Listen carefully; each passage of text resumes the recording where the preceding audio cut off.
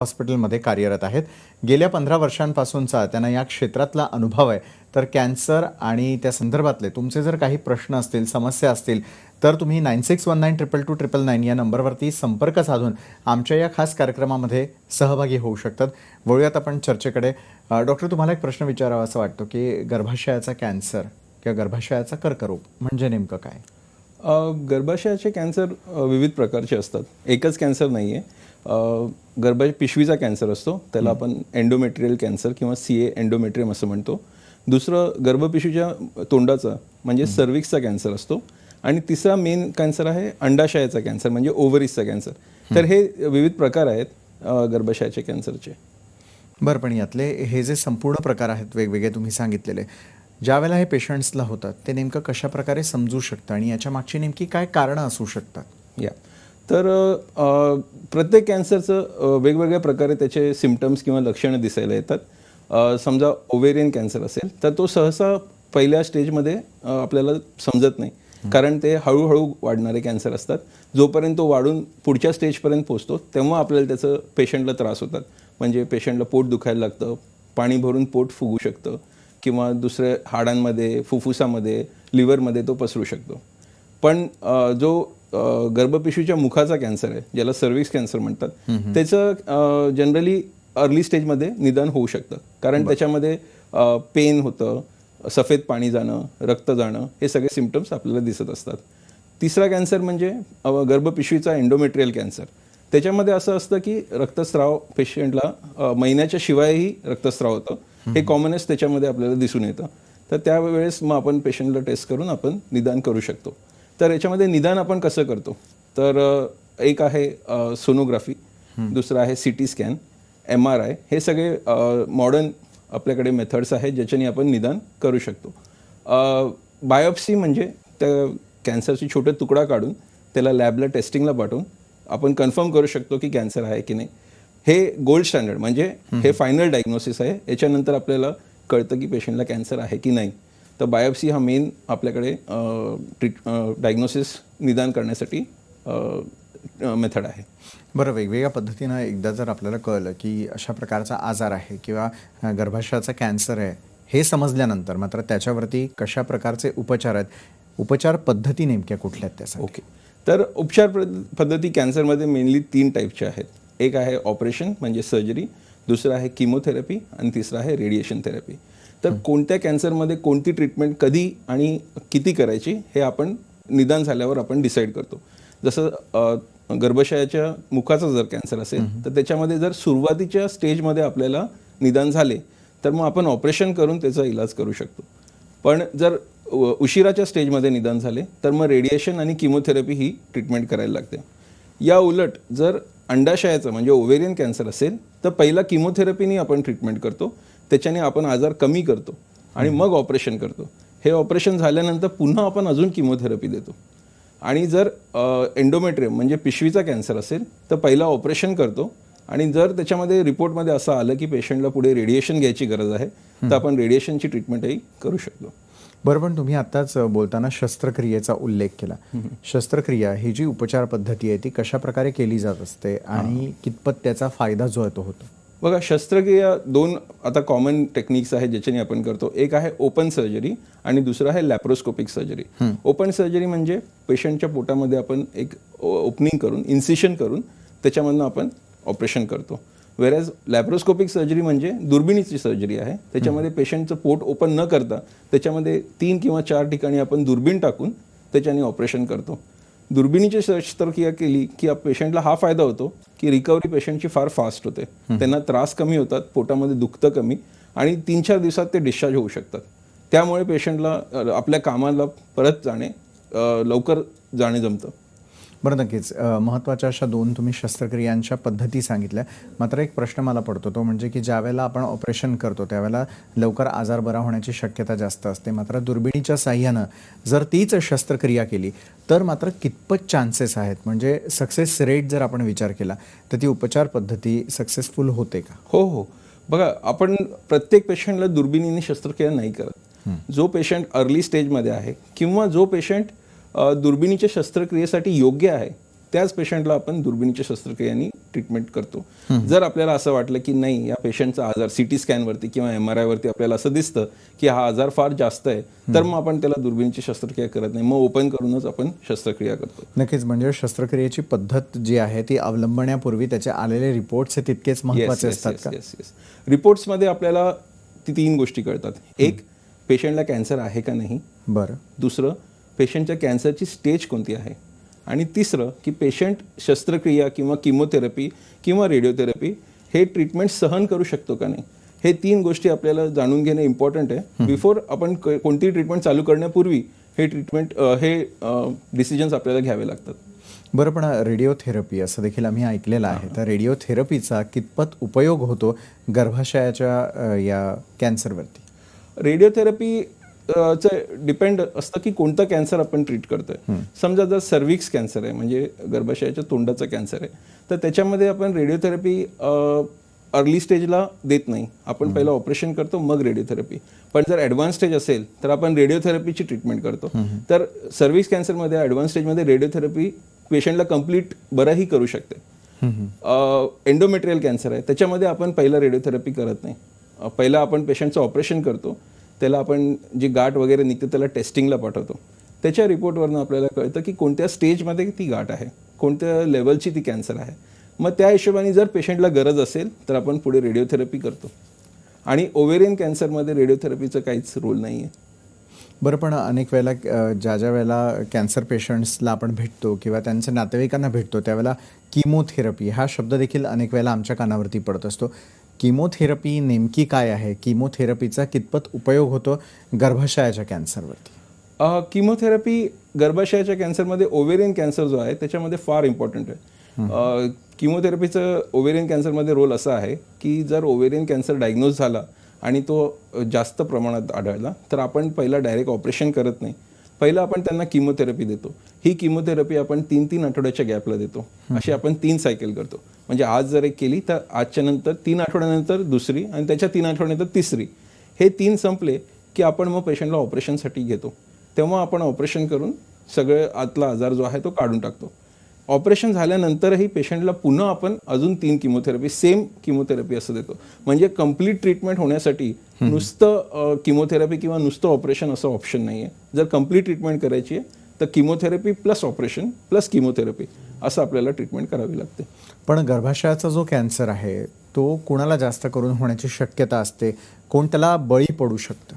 Okay, आता ovarian cancer जो आहे त्याच्यामध्ये असं आपण आढळतो की हॉर्मोनल इम्बॅलन्समुळे हा कॅन्सर होत असतो. म्हणजे जनरली जर कोणाच्या फॅमिलीमध्ये कोणाला ब्रेस्ट कॅन्सर किंवा ओव्हेरियन कॅन्सर त्यांच्या आईला किंवा मावशीला झालेला आहे तर त्याच्यामध्ये त्या पेशंटला ब्रेस्ट आणि ओव्हेरियन कॅन्सर होण्याची शक्यता जास्त असते.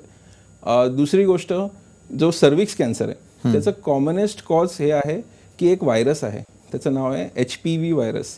तर ते HPV व्हायरस इन्फेक्शन 99% पेशंट्समध्ये असतं, ज्याच्यामध्ये आपण सर्व्हिक्स कॅन्सर बघत असतो. आणि एंडोमेट्रियल कॅन्सर हा वयाच्या अनुसार होणारा कॅन्सर आहे. जसं वय वाढतं त्याच्यामध्ये एंडोमेट्रियममध्ये चेंजेस होतात आणि त्यामुळे एंडोमेट्रियल कॅन्सर होत असतो.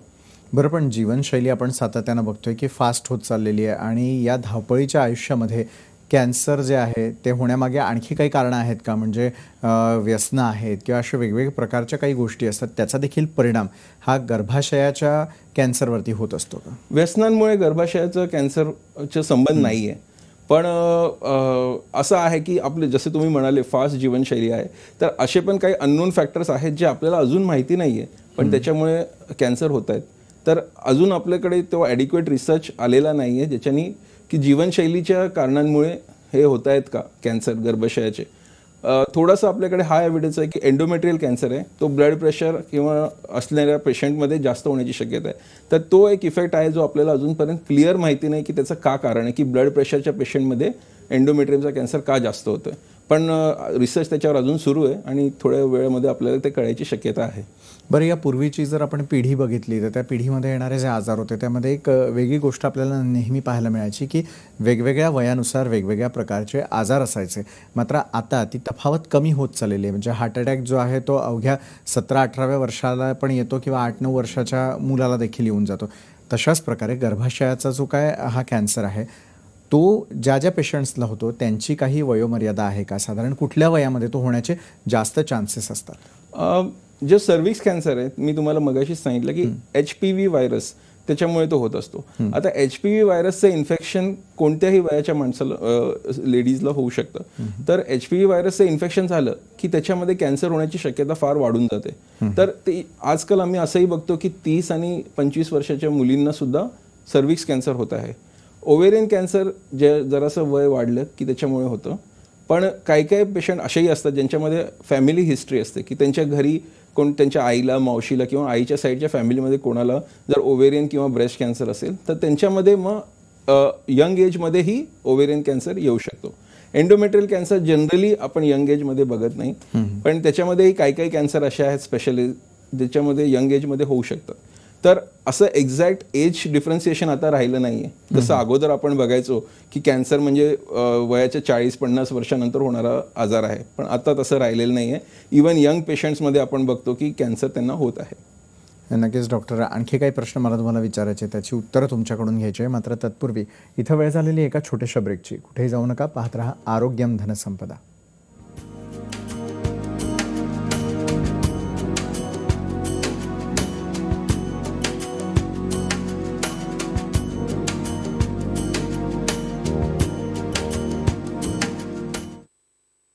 मोबाईल नेटवर्क सगळे एकसारखेच आहेत, सगळे एका माळ्याचे मणी. गर्लफ्रेंडचा टेक्स्ट येते की बाहेर आहे, नेटवर्कच नाहीये, मेसेजच येत नाहीये, ती बाहेर उभी आहे, त्याला मी काय करू? जेव्हा मी कुठेतरी अडकून पडलेली असते, मला फोन करायचा, मी सिग्नल शोधत बसू काय? तू कुठे आहेस, काय एक करतेस, invisible कोणतं god. नेटवर्क आहे, काय नाही माहित, सांगा ना यार. खोलून दाखवा ना यार, आम्हाला खोलून दाखवा. आम्ही तुमच्यापासून काहीही लपवणार नाही.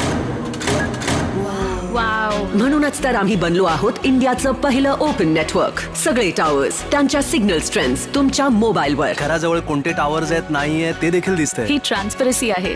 पहिल्यांदा असं वाटतंय की होय, हे माझं स्वतःचं नेटवर्क आहे. कारण योग्य चूक समोर आल्यानेच बनतं सर्वात बेस्ट नेटवर्क.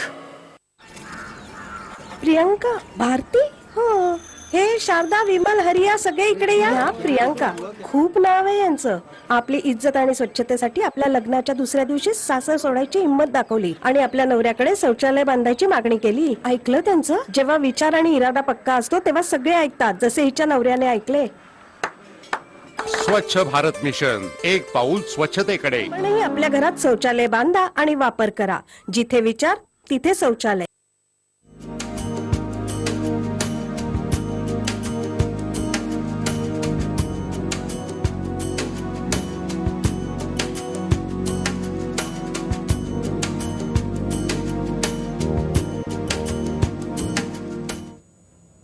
ब्रेकनंतर आरोग्यम धनसंपदामध्ये तुमचं स्वागत. आपण चर्चा करतोय गर्भाशयाचा कॅन्सर आणि त्यावरील उपचार, आणि यावरती योग्य मार्गदर्शन करण्यासाठी आपल्यासोबत आहेत डॉक्टर स्वप्नील कपोते. पुन्हा एकदा आपण चर्चेकडे वळतोय. मात्र तुम्हालाही जर काही प्रश्न विचारायचे असतील तर 9619222999 या क्रमांकावरती आमच्याशी संपर्क साधून डॉक्टरांना तुम्ही थेट प्रश्न देखील विचारू शकता.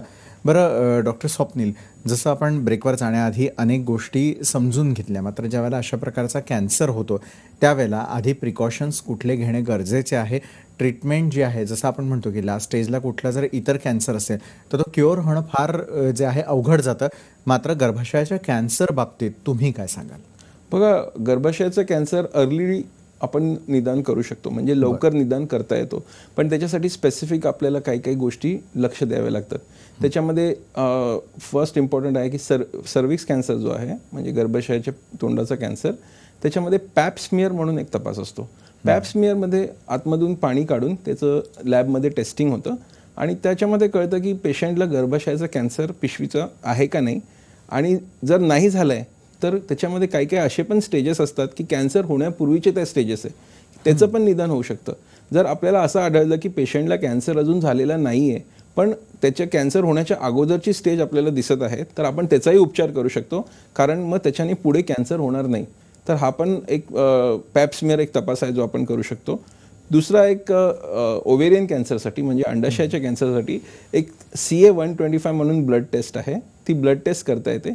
त्याच्याने आपल्याला कळतं की जर ओव्हेरियन कॅन्सर आहे तर ती टेस्टमधले जे पॉईंट्स आहेत ते वाढलेले असतात. तर हे एक टेस्ट आपण त्याच्यासाठी करता येतो. आणि कोणतीही महिला जिचं पाळी बंद झाली आहे, पण पाळी बंद झाल्यावर त्यांना पुन्हा ब्लिडिंग व्हायला लागलं अशा महिलेनी एक गायनेकोलॉजिस्ट किंवा कॅन्सर स्पेशलिस्ट डॉक्टरना भेटून त्यांची टेस्टिंग करून घ्यायची. त्याच्यामध्ये सोनोग्राफी आणि CT स्कॅन हे सगळे टेस्ट आपण करतो. जर त्यांच्या डॉक्टरांना असं वाटलं की नाही पेशंटमध्ये काहीतरी ॲबनॉर्मॅलिटी आहे, तर मग डायलेटेशन आणि क्युरेटाज म्हणजे पिशवी साफ करणे हे ऑपरेशन केलं जातं. आणि साफ केल्यानंतर जे मटेरियल बाहेर येतं त्याला आपण लॅबला पाठवतो. त्याच्यामध्ये आपल्याला कळतं की त्या मटेरियलमध्ये कॅन्सरचे सेल्स आहे का. जर कॅन्सरचे सेल्स असतील तर ते एंडोमेट्रियल कॅन्सर जनरली असतो आणि मग त्याची पुढे ट्रीटमेंट आपल्याला करता येते. नक्कीच आपल्याला फोन यायला सुरुवात झालेली आहे. यावेळेला हेमांगी मिस्त्री आहेत आपल्याबरोबर फोन लाईनवरती. बोरिवलीहून विचारा हेमांगी आपला प्रश्न. हा नमस्कार डॉक्टर. मला असं विचारायचं होतं की माझं 8-10 वर्षापूर्वी ऑपरेशन झाले, गर्भाशय पिशवी काढलेली आहे. ओके. आणि हॅलो. हा ओके, बोला बोला.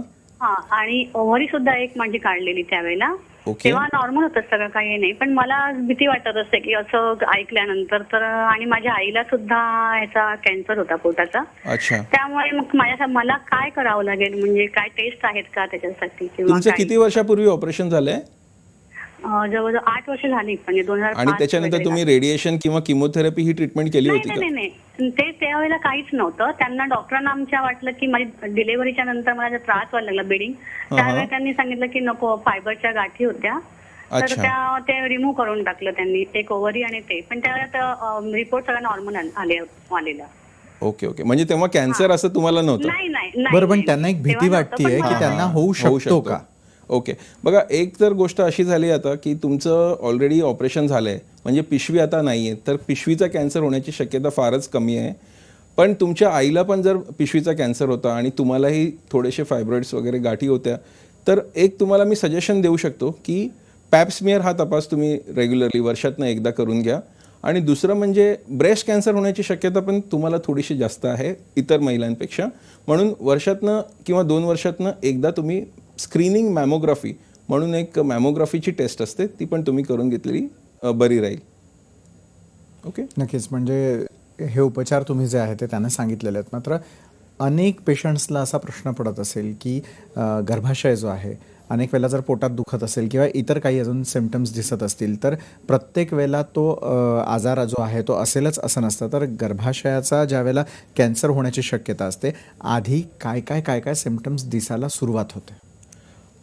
जे गर्भाशयाच्या कॅन्सरमध्ये सिम्पटम्स येतात ते असे नाही की ते एकदम स्पेसिफिक आहे की फक्त हे जर आलं तर कॅन्सर आहे. बऱ्याच वेळा असं होतं की कॅन्सरचे काहीच सिम्पटम नसतात, काहीच लक्षणं नसतात.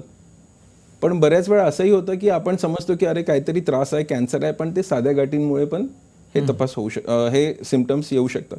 म्हणून इम्पॉर्टंट हे आहे की आपण जेव्हा पण आपल्याला काही त्रास झाला तर आपण आपल्या डॉक्टरांना भेटून, डॉक्टर सांगतील ते टेस्ट करायचे. जे मी टेस्ट तुम्हाला ऑलरेडी सांगितले, म्हणजे पॅप्समियर आहे, सोनोग्राफी आहे, CT स्कॅन आहे, MRI आहे, हे सगळेचे सगळे करायची गरज नसते. डॉक्टर पेशंटला बघतील, त्यांना तपासतील आणि यापैकी जे त्यांना वाटतील की योग्य टेस्ट या पेशंटसाठी आहे ते सांगतील आणि ते करून घेणे आवश्यक आहे. असं नाही आहे की कॅन्सर होण्याची शक्यता काही टेस्ट करून आपण कमी करू शकतो. ज्यांना होणार आहे त्यांना होणारच आहे. पण आपण हे करू शकतो की जर झाला तर आपण लवकर त्याचं निदान केलं की मग तो पूर्णपणे क्युअर होऊ शकतो. कारण cancer is curable if detected early, हे आपल्या सगळ्यांना माहितीच आहे. तर लवकरात लवकर निदान करून आपण क्युअर करायचं ट्राय करू शकतो. नक्कीच. पूनम जोशी यांचा फोन आहे आपल्याला, डोंबिवलीहून. जाणून घेऊयात त्यांचा प्रश्न. विचारा पूनम आपला प्रश्न. हा सर, मला good afternoon doctor. Good afternoon. मला हे विचारायचं आहे की माझी मदरचा आता 70 एज आहे. ओके. तर त्यांना गर्भाशयाच्या मुखाकडे कॅन्सर आहे. म्हणजे त्यांची ट्रीटमेंट आम्ही घेतली टाटा हॉस्पिटलमध्ये. ओके. पण म्हणजे माझी मावशी, माझी मम्मीची मोठी बहीण आहे, त्यांना कॅन्सर होतं. त्यांना कसला कॅन्सर होता? आणि त्यांना पण हेच झालं होतं, म्हणजे त्यांची डिलिव्हरी नंतर काहीतरी प्रॉब्लेम झाला, तर तेव्हा त्यांना हा कॅन्सर झाला होता. ओके. हा आता माझी मदरला जस्ट 2 इयर्स झाले आणि त्यांच्या टाटामध्ये आम्ही ट्रीटमेंट सुद्धा घेतलेली आहे. बरोबर. तर डॉक्टर, हे आमच्या पुढच्या पिढीला पण म्हणजे असं चान्स आहे का होण्याचा? म्हणजे मी त्यांची डॉटर आहे. Okay okay. अनुवांशिक रीतीनं हा आजार जो आहे तो पुढच्या पिढीला लागू शकतो. गर्भाशयाचा मुखाचा कॅन्सर हा अनुवांशिक नसतो. 99% केसेस HPV व्हायरस या इन्फेक्शनमुळे होत असतं. तर यांना मी या पेशंटना मी अशी ॲडवाईस करेल की दर वर्षातनं एकदा पॅप्समियर जो आपण तपास डिस्कस केलाय तो त्यांनी करून घेतलेला पाहिजे. कारण पॅप्समियरमध्ये अर्ली डिटेक्शन आपण करू शकतो, लवकर निदान आपण करू शकतो. पण अनुवंशिक काही काही गर्भाशयाचे कॅन्सर असतात, जसं ओव्हेरियन कॅन्सर आपण बोललो, अंडाशयाचा कॅन्सर हा अनुवंशिक असू शकतो. पण जर त्यांच्या आईंना गर्भपिशवीच्या मुखाचा कॅन्सर झालाय तर तो अनुवंशिक नाहीये, तो HPV व्हायरसमुळे होतोय. तर पॅप्समियर रेग्युलरली केलं की त्याचे अर्ली डायग्नोसिस आपण करू शकतो. बरं, पण डॉक्टर बऱ्याचदा असं म्हटलं जातं की कुठलाही आजार न झालेलाच बरा, आणि अशा प्रकारे गर्भाशयाचा कॅन्सर होऊ नये यासाठी कुठल्या प्रकारची काळजी घेणं गरजेचं आहे, तो होऊच नये यासाठी स्त्रियांनी काय करायला हवं? ओके, आता बघा आपण पहिला सर्व्हिक्स कॅन्सरबद्दल बोलूया. सर्व्हिक्स कॅन्सर हा HPV व्हायरसमुळे होणारा कॅन्सर आहे. तर याच्यामध्ये वॅक्सिन्स आता अवेलेबल आहेत. 2 प्रकारच्या वॅक्सिन्स असतात, सर्व्हिक्स आणि गार्डासिल. तर ह्या वॅक्सिन घेतल्याने ते HPV व्हायरसचं संक्रमण आपण थांबवता येतं. आपल्याला माहितीच आहे वॅक्सिन, जसं आपण TBचं वॅक्सिन घेतो किंवा मिझल्सचं वॅक्सिन घेतो, तसं हे HPV व्हायरसचं वॅक्सिन आहे. तर हे वॅक्सिन घेण्याचा फायदा हा होतो की HPV व्हायरसचं संक्रमण तो होऊ देत नाही. पण हे वॅक्सिन कधी घेतलं पाहिजे तर बिफोर मॅरेज, म्हणजे बिफोर स्टार्टिंग सेक्शुअल प्रॅक्टिसेस, म्हणजे संबंध ठेवायच्या अगोदर, वय यायच्या अगोदर ते वॅक्सिन घ्यावं लागतं. बरं. तर हे वॅक्सिन घेतल्याने सर्व्हिक्स कॅन्सर होण्याची शक्यता एकदम कमी होऊन जाते. दुसरं, महिलांना हे आपण सजेस्ट करू शकतो की जो जेनायटल एरिया आहे, जो संबंधचा भाग आहे, त्याला स्वच्छ ठेवल्याने कॅन्सर होण्याची शक्यता कमी होते. जर त्याच्यामध्ये वारंवार सफेद पाणी होतंय, वारंवार इन्फेक्शन होतंय, तर अशा महिलांमध्ये सर्व्हिक्स कॅन्सर होण्याची शक्यता जास्त होऊन जाते. म्हणून बेटर आहे की आपण त्याला क्लीन ठेवून त्याच्या नीट काळजी घेईल. युट्राईन कॅन्सर आणि ओव्हेरियन कॅन्सर, म्हणजे पिशवीचा कॅन्सर आणि ओव्हेरियन कॅन्सर, याला न होण्यासाठी असं काही आपल्याकडे ट्रीटमेंट अवेलेबल नाही आहे. म्हणजे आपण काही केअर अशी घेऊ नाही शकत की ते नाही होणार. ते मोस्टली आपल्या बॉडीमध्ये जेनेटिक म्युटेशन, म्हणजे जीन्समध्ये चेंजेस झाल्यामुळे ते होत असतात आणि ते अवॉइड करणं मुश्किल आहे. बरं, पण अनेक महिलांचे तेच फोन आले की आपल्या आईला किंवा आपल्या आजीला यापूर्वी झालेला आणि तो आपल्यामध्ये येऊ नये असं त्यांची इच्छा आहे. मात्र जसं तुम्ही सांगितलं की संबंध येण्यापूर्वी, म्हणजे ज्या मुली आहेत त्यांना आईकडून एखादं गिफ्ट म्हणून हे जे तुम्ही इंजेक्शन सांगितलं ते देऊन घेणं किंवा या गोष्टी देखील गरजेच्या असं तुम्हाला वाटतं का? ॲक्च्युली हे वॅक्सिन्स पण पूर्णपणे इफेक्टिव्ह नाही आहे. बरं. की असं नाही की वॅक्सिन घेतलं की त्यांना सर्व्हिक्स कॅन्सर होणार नाही. पण जर वॅक्सिन घेतलं तर इतरांपेक्षा सर्व्हिक्स कॅन्सर त्या पेशंटमध्ये होण्याची शक्यता कमी होते. ओके, 100% असं आपण सेफ होऊन जाऊ असं हे वॅक्सिन्स अजून तरी आपल्याकडे अवेलेबल नाही आहे. रिसर्च डेफिनेटली चालू आहे, पण अजूनपर्यंत आपल्याकडे असे वॅक्सिन्स नाही आहे की आपण 100% सेफ होऊ शकतो. बरं, अनेक पेशंट्सला हा प्रश्न नेहमी पडत असतो की जर या ट्रीटमेंट आपल्याला करायच्या असतील किंवा अशा प्रकारच्या काही टेस्ट करून घ्यायच्या असतील तर साधारण त्याला येणारा खर्च किती असतो? आवाक्याच्या आतच असतो की आवाक्या बाहेरही असतो? अनेक वेळेला अनेकांना हा प्रश्न पडतो, त्यावरती काही प्रकाश टाकू शकाल? नाही, बघा, आता सध्या तर मुंबईसारख्या शहरामध्ये सगळ्याच ट्रीटमेंट सगळीकडेच अवेलेबल आहे. त्यामुळे एवढे सगळ्या ठिकाणी अवेलेबल असल्यामुळे खर्च आता कमी झालेला आहे. बरं. आणि दुसरं म्हणजे टेस्ट पण आपण गव्हर्नमेंट ॲज वेल एज प्रायव्हेट, म्हणजे सरकारी पण हॉस्पिटल्स आहेत ज्याच्यामध्ये इलाज होतात आणि प्रायव्हेट हॉस्पिटल्समध्ये इलाज होतात. जर पेशंटना कोणाला सरकारी प्रायव्हेट हॉस्पिटल जर परवडत नसेल तर सरकारी हॉस्पिटलमध्ये पण इलाज ते करू शकतात आणि बऱ्याचशा सरकारी हॉस्पिटलमध्ये याची इलाजाची सुविधा आहे आता. बरं डॉक्टर, जे आमचे यावेळेला सगळे दर्शक तुम्हाला बघताय त्यांना जर तुमच्याशी संपर्क साधायचा असेल, तुमच्याशी आणखी काही प्रश्न विचारायचे असतील किंवा काही ट्रीटमेंट घ्यायची असतील तर ते तुम्हाला कुठे कुठे संपर्क करू शकता?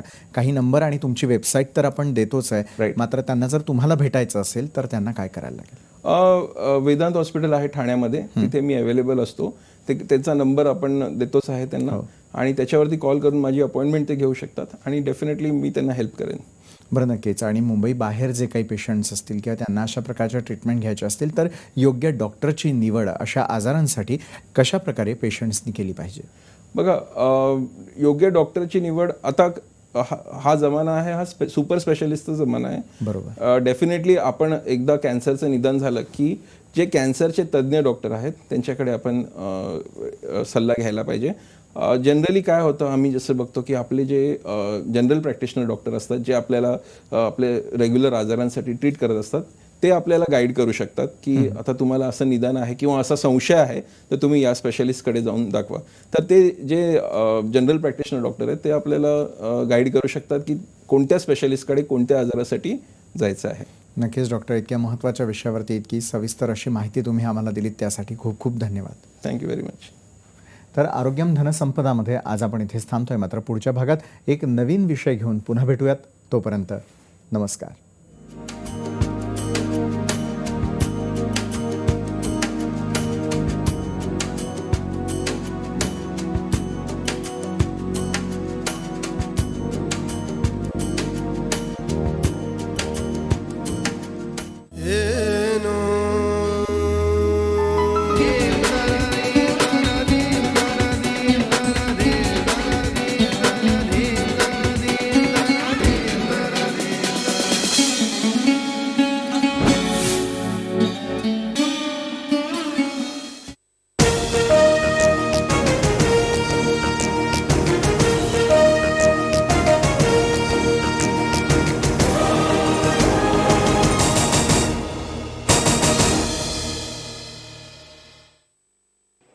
हे घ्या. हा कुठे गेला? रिकी, आजी हे घे तुझे 10 रुपये. काही हरकत नाही. 10 रुपयांच्या सर्फ एक्सेलने हे सगळे डाग निघून जातील. सर्फ एक्सेल इझी वॉश आता फक्त 10 रुपयात.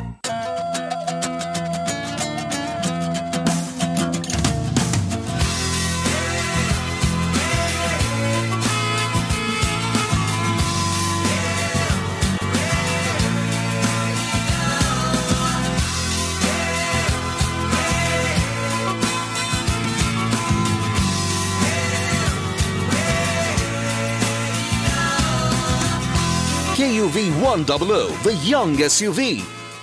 मिळवा जास्त कोमल आणि मुलायम त्वचा. डाव 3चा पॅक आता फक्त 99 रुपयांमध्ये.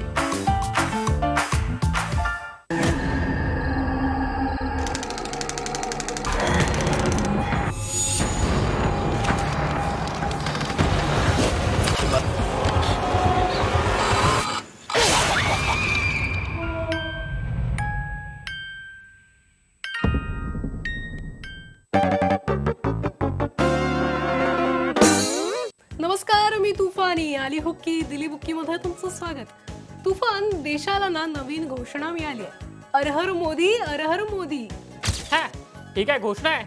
लोकसभा निवडणुकीच्या वेळी तर मी हर हर मोदी घर घर मोदी असं ऐकलं होतं. अरहर हा डाळीचा प्रकार आहे. मराठीमध्ये या डाळीला तुरडाळ म्हणतात. खरं तर राहुल गांधी यांनी पार्लमेंटमध्ये मोदी सरकारवर टीका करताना हे सांगितलं की महागाई किती वाढली आहे. सामान्य माणसाच्या ताटातून डाळ गायब झाली आहे, जे चुकीचं आहे. नोकऱ्यांचे प्रमाण कमी होते, उत्पादन कमी होते, देशाची निर्यात कमी होते. बस एकच गोष्ट वाढत आहे, ती म्हणजे महागाई. मग मोदीजींच्या राज्यात विकास गेला कुठे? विकास ना तुझ्या घरी आला ना माझ्या घरी आला. विकास गायब झालाय. हो, मोदींच्या राज्यात विकास गायब झालाय. तो हरवल्याची तक्रार द्यायला हवी. असो, आता इथंच थांबतोय. मात्र आम्हाला हुक्की आली की आम्ही बुक्की देणारच.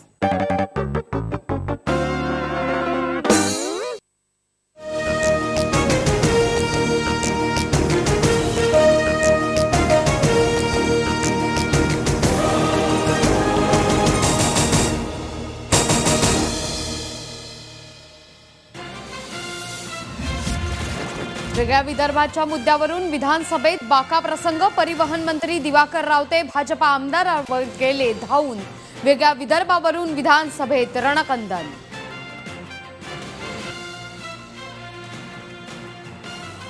नाना पटोलेंच्या लोकसभेतल्या विदर्भाच्या ठरावाचे मुंबईत विधिमंडळामध्ये सुद्धा पडसाद. सरकारनं भूमिका स्पष्ट करावी अशी विरोधकांची मागणी. बाहेरही जोरदार घोषणाबाजी.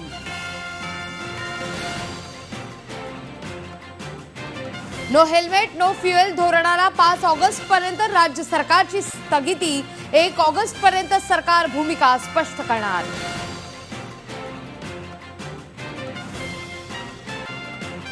शिर्डी साईबाबा संस्थानांचे विश्वस्त मंडळ जाहीर. सुरेश हावरेंची अध्यक्षपदी नियुक्ती. विखे पाटलांचा ट्रस्टमध्ये समावेश नसल्यानं नाराजी. राज ठाकरेंनी मातोश्रीवर जाऊन घेतली उद्धव ठाकरेंची भेट. भेटीचं कारण गुलदस्त्यातच. उद्धव राज भेटीमुळे चर्चेला उधाण. तब्बल 1.25 तास झाली चर्चा.